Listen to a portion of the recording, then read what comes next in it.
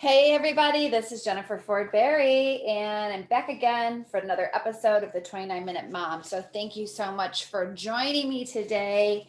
If you've been listening to me for a long time, you know that I am obsessed with organizing, and my main passion in life is to teach people what is clutter, for them to be able to recognize what clutter is, and then for them to be able to know the ways in which they can eliminate clutter.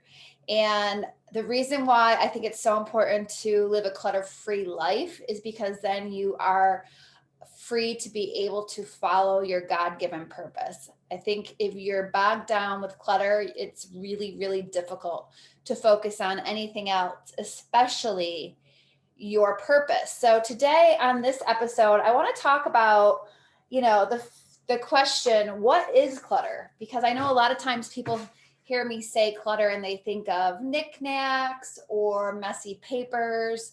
But really, clutter comes in all shapes and sizes. Clutter can be anything from negative, toxic relationships to too many clothes in your closet to too much debt, too much excess weight, too much negative talk. Clutter can be physical, it can be mental, it can be emotional, it can be all sorts of things. And the biggest thing is once we know what clutter is, I think it makes it so much easier to figure out what is cluttering up your life. So clutter is anything. This is like the basic. If I could narrow it down to one sentence, clutter is anything that doesn't serve a purpose or bring you joy. Clutter is also anything that keeps you stuck and blocks you from making progress in any area of your life. When you hear the word clutter, your mind may automatically jump to inherited items in your home, but have you ever thought of clutter in your mind? Are your thoughts holding you back? Do you have negativity and pessimism? Do you have doubt in yourself and in others? Do you have perfectionism? So many people suffer from perfectionism. I can't tell you how many times I see people get tripped up when they're trying to declutter based on trying to be perfect. So perfectionism is really another form of clutter. These negative thoughts feed into the physical clutter around you, and the physical clutter enforces and causes more negative thoughts. It's a vicious cycle, but you can choose to end it. You choose the way you think. Choose to take a positive approach and see how much further you get. An old Eastern proverb says, this is good, you guys. We strengthen the body to free the mind and thus polish the spirit. Isn't that good?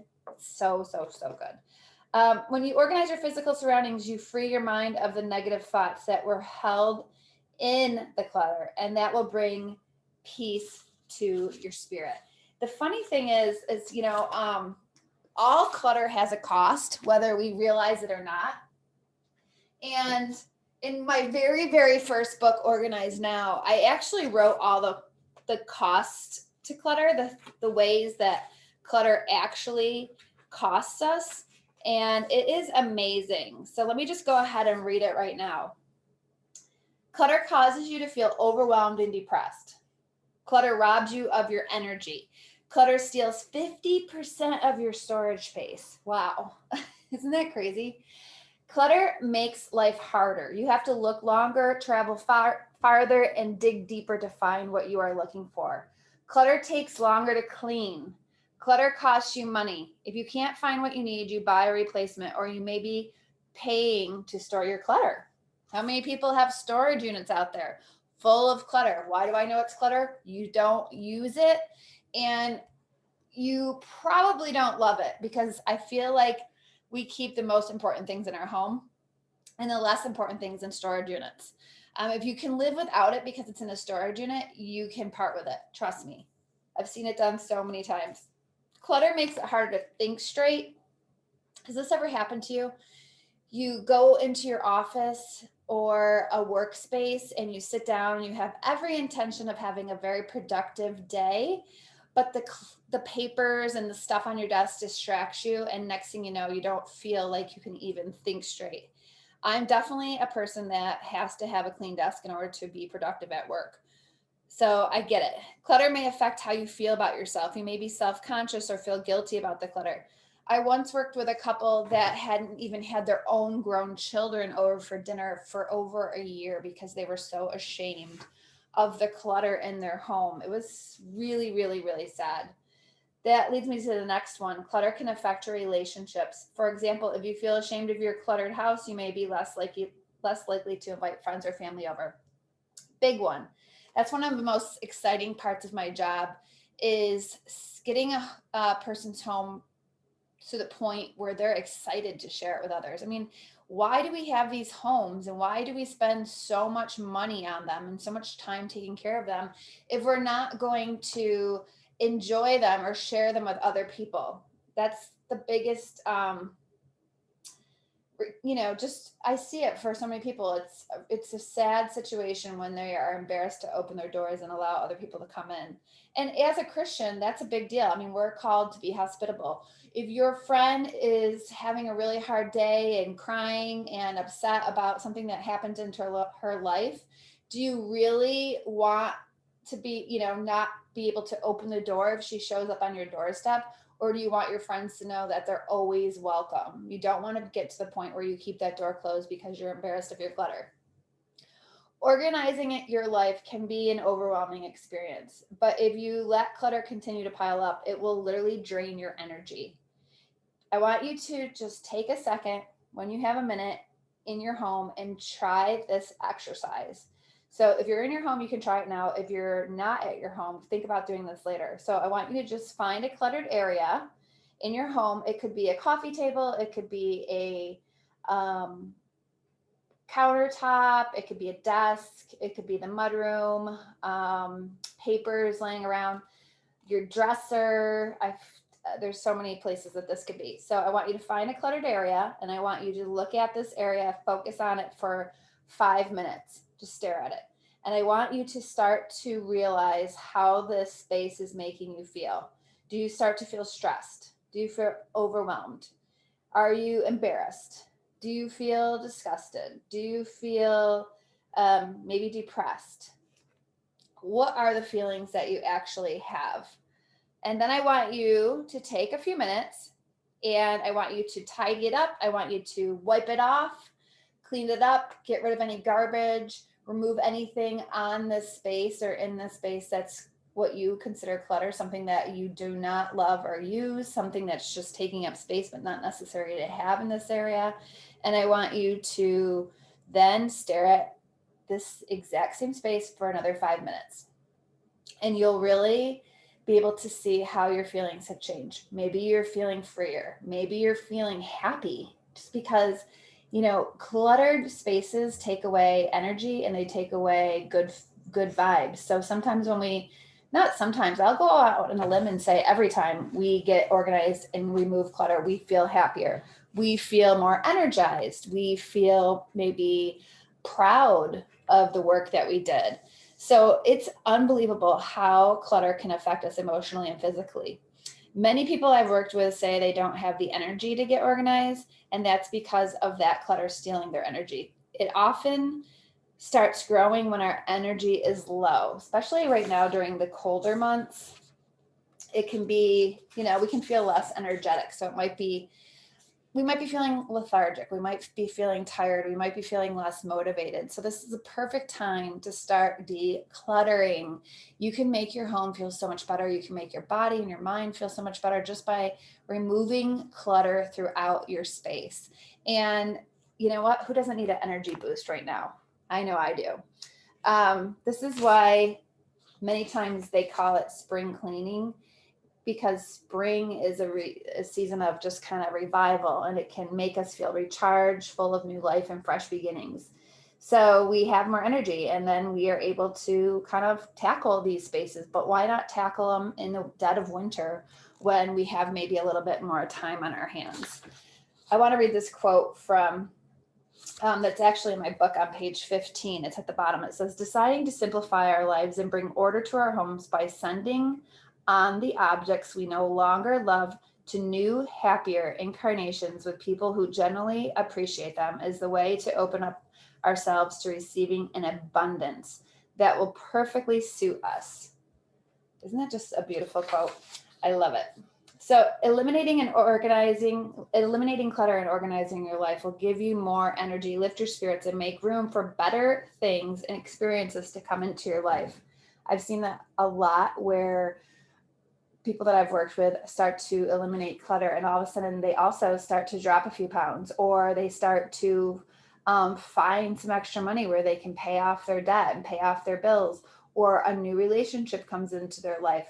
I'll never forget, it was not too long ago that one of my clients called me so excited because we got to the end of a decluttering process. I mean, a deep one that had gone on for quite a while.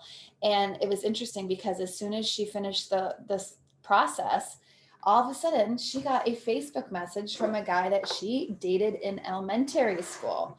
And she was just so excited. And I just have to wonder, and so did she, if her space in her life was too full of stuff, would she have been able to have this new opportunity come in? Or would it, they're just, would it be like there's no room left?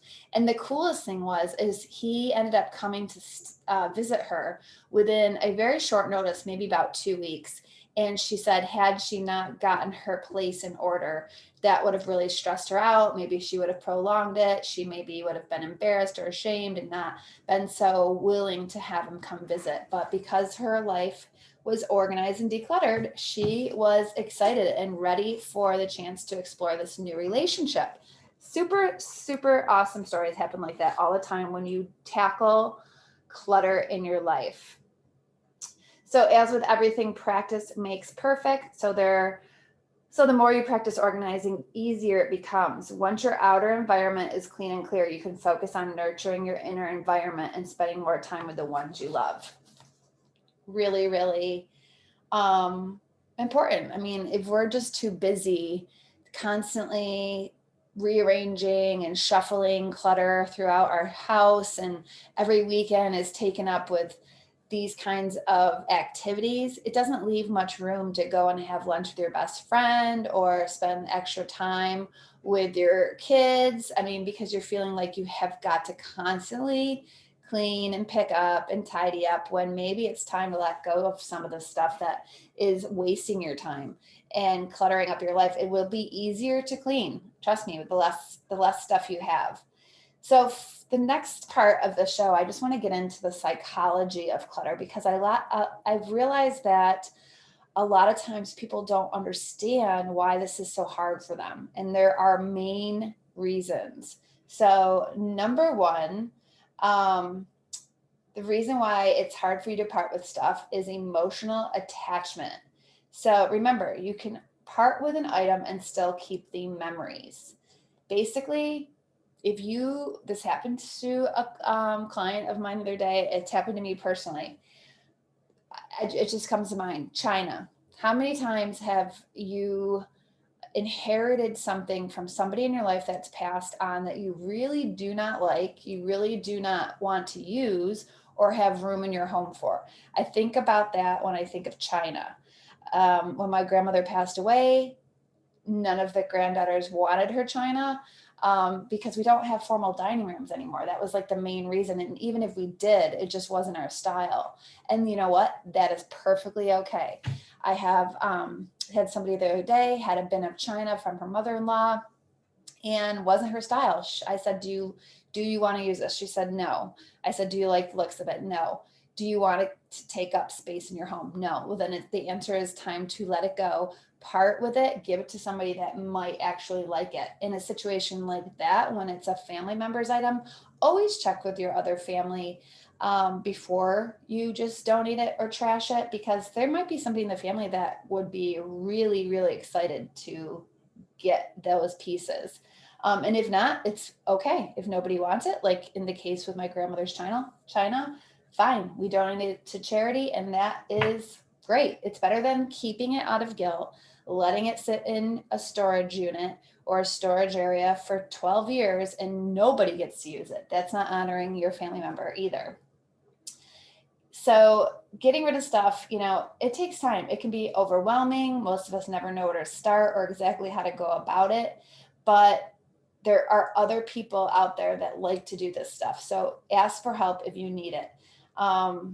Face your fear and the shame of someone seeing that clutter in your home and just let them in. Somebody would love to help you with this process. So number 2, I can't part with this because status and security.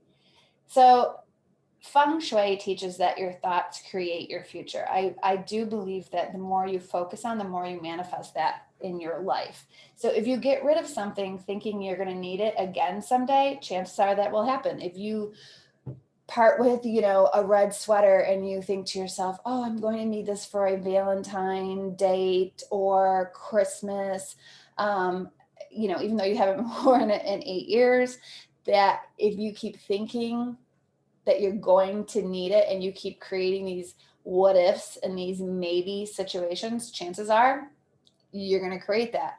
If you weren't focused on it, it wouldn't happen. So when you're parting with things, just part with them, let them go. Don't keep thinking about them. Number 3, advertisers say you need it. So we live in a society that is constantly bombarding us with messages that are telling us we need this, we need that. If we buy this, we're going to be thinner, we're going to be more productive, we're going to be happier, we're going to be more successful, we're going to be more liked. There's so many things. Guess what, guys? Advertisers are getting paid big money to get you to believe in that statement. So I always say this, even with organizing products, just because you purchase an organizing product that was maybe on, say, the Home Edit Show, or you saw it in the Container Store or on Amazon, and it has a really good ad behind it or a really good packaging, and you think to yourself, this is going to make me be like one of these girls on the Home Edit Show. I'm going to be such an organized person. I'm going to have everything perfectly in place. Guess what? Just because you buy that organizing product does not make you a more organized person. The biggest part of this process, if you want to be an organized person, is to first eliminate the clutter, because there's no sense putting clutter in a cute organizing bin from Target or wherever. It could be cute if it was consolidated and condensed down to things you actually love or use, but to just put clutter in a bin so that you don't have to deal with it, it doesn't fix the problem. It just wastes more money and takes up more space, to be honest with you. So that's one of the reasons why I never tell anybody to buy an organizing product before they start the project. You want to first go through and decide what you're purging before you buy any permanent homes for the stuff that's going to stay. So hopefully that makes sense. So they tell you that you need it. The advertisers say that, and shopping gives us a rush. Let's face it. I mean, if you've ever come to one of my events and heard me speak, I talk about the Target 5-minute high all the time. I mean, honestly, it makes everybody laugh, but it's true, because we've all fallen into this rabbit hole of going into Target for a few quick things, maybe, let's say, toilet paper, maybe a new can opener and some cleaning supplies. Next thing you know, you walk through, first of all, the dollar section. It's usually organized by season. So there's some cute little decor in there based on the season or the current holiday. And it's, I mean, what, $3 to $5? You can justify it. You start to go in there, you're looking around. Next thing you know, you've picked up 5 things. Then as you're on your way to the cleaning supplies, you see all the cute clothing that came out for the current season. And then we get into holiday or seasonal home decor. And by the time you leave Target, you have half a cart full of stuff you never planned on getting, right? And you are so happy, like so happy. Why are you happy? Because you just fell into the Target 5-minute high, meaning those things in that cart are making you happy right now, because the marketing behind it, the packaging behind it, the store behind it did a good job, and you fell for it. Okay. We've all done it. But my question is, how long is this 5-minute high going to last? Is it going to be a 2-day high? Is it going to be joy for a month? Is it going to be joy for a year? Are these things that you're placing around your home going to make you happy every single time you walk by and look at them? Or is it going to wear off? Sometimes people don't even take the tags off of stuff when they get home, and it just sits there in their bedroom or even in the back of their car for weeks, even though they were super pumped when they bought it. It's really, really interesting. So be careful. If you have a bag of stuff in your back seat right now and it's been sitting there for 2 weeks, I'm going to challenge you to just take it back to the store and get your money. You obviously aren't that happy with it. You obviously aren't that excited about it. You obviously have not made it a priority to put it away. Therefore, you do not need it. That's some tough love for you ladies. Okay, so yes, your husbands will thank me. Number 4. Number 4. It's how you're raised. You may have been taught by a parent to hang on to things. This is all the more reason to clear the clutter from your life so that you can be a good example to your own children. Children do not learn how to get organized or declutter unless they are shown how. They are taught how. And guess what? They are not going to learn this in school. This is not what the teachers are paid for. This is what moms teach. So make sure that you are thinking about that. And also, if you have been raised by a parent that tells you to hang on to things, they might have been brought up during the Great Depression era where everything was saved, basically out of fear, or they may have been raised without very much money. There's all sorts of things. So go back and ask your parents, what did they think of stuff, or your grandparents even, because a lot of that has been carried on down to you, and it is probably affecting your attachment to things even more than you even realize. It's very, very interesting. Okay, number 5, the mess is a distraction. Some people like to cover themselves with clutter and keep busy with their mess to avoid their deep down emotions. If this is where you're at, address your emotional issues first. This is scary, so seek help more than an organizer. Find a place to share that is safe for you. Once you've healed your emotions, you'll be able to focus on organizing, and your results will last longer. So if you are just living in a mess to distract you from depression or a recent breakup or maybe a loss of a job, the best thing you can do to restart your life is to declutter. Again, it's going to give you an energy boost. You're going to feel better about yourself. It's something you can do with your time rather than just binge watching Netflix. And it gets you up and moving, and actually you burn calories. So what's not to love, right? And then finally, the reason why it's hard for you to part with things is because you want to get your money's worth. Owning an object is not the same as getting a return on your investment. Just because it's sitting in your house does not mean you're gaining from it. It doesn't mean you're benefiting from it. The money is already spent. You have to actually use the item in order for it to be valuable to you. The internet and consignment shops make it easy to sell your unwanted belongings, so you can actually earn money for the things that are just sitting there and you're not using them. They're just taking up space in your home. So think about that when you're starting to declutter. Okay, and I'm going to wrap it up with a few motivating statements about why it is actually true that less is more. So the less you have, the more you will use what you own. The less you acquire, the more you can pay attention to what you have. The less you have, the more efficient you are. You spend less time searching for things. The less you control, the more you can let go. The less you have, the more energy you will have. Less energy is wasted caring for your possessions. The less you have, the more room there is for new things to come into your life. The less time you spend watching TV, the more time you will have to do the things you wish you had time for. The less you have, the more time you will save cleaning. The less you talk, the more you can listen. The less you have, the more money you will save on storage. And finally, the less you have, the more you can focus on your priorities and not the tasks of dealing with the junk in your life. So I hope this episode inspired you to start going through your house and deciding what is actually clutter and what isn't, and deciding on a process for actually removing that clutter that is no longer serving you.